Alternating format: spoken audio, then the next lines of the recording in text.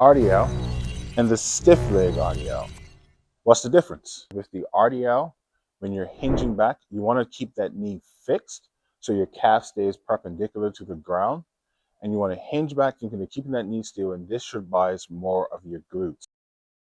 With the stiff leg RDL, you want that slight bend in your knee, and you're going to push your hip and knees back as far as they can, and this should bias more of your hamstrings. So now that we got that out the way, what I want to do in this video is go over some common mistakes I see people do when they're doing their RDLs. I want to go over how I would do some RDLs, and then give you some hinging technique tips just to help make sure you know how to effectively hinge. Common mistakes I see when people are doing their RDL. Not hinging, but bending. When you're doing an RDL, you are not thinking how far you can bend over. You are focusing on how far you can hinge back. And when we say hinge, you're just thinking of taking your hip and driving it to the other side of the room. Pretend like there's a button or a wall behind you. You are trying to push your butt back towards that wall, trying to touch the wall. And then once your hips can no longer move back, that's going to be the lengthened position of the exercise. Just because you go lower, that's not engaging any more hamstrings or glutes. All you're doing is you're activating more of your lower back.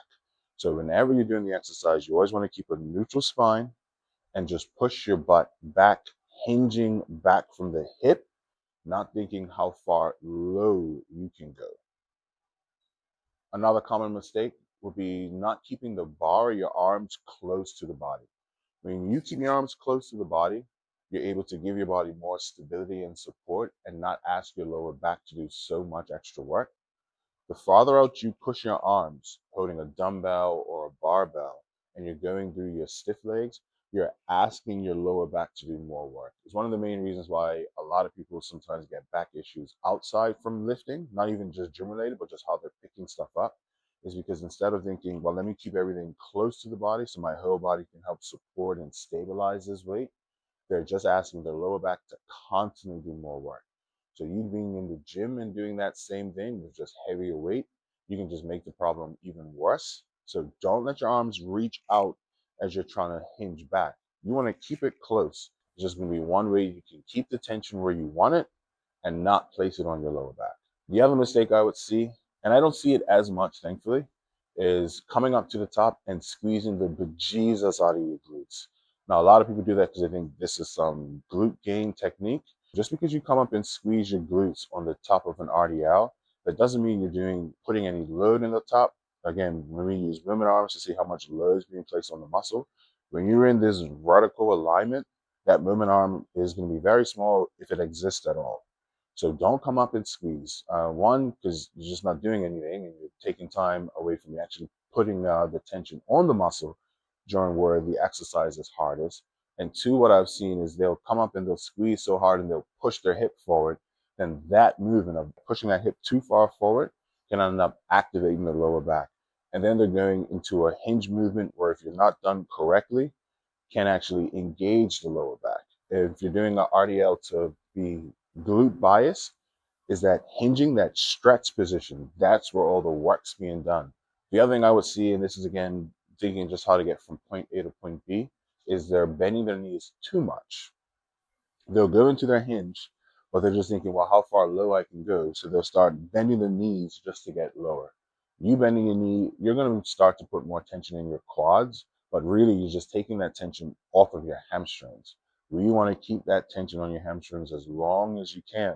So hinge back, keep hinging, and just like we talked about before, once your hips can no longer move back, once you can't press that button or visualize trying to touch that wall, once that can't be done, then you stop. You don't try and think like, if I bend my knees, I'm gonna get extra movement. The same way how you don't want to bend your back to try and get extra movement as well. How would I do a stiff leg deadlift? Now, there are two main ways I would do it. It'll be one with a dumbbell or with a barbell. They're both going to be pretty much the same mechanically. The only real difference is if I was holding dumbbells, I would like to keep it on my side so I can get a great lat engagement, just to help with that stability of the workout.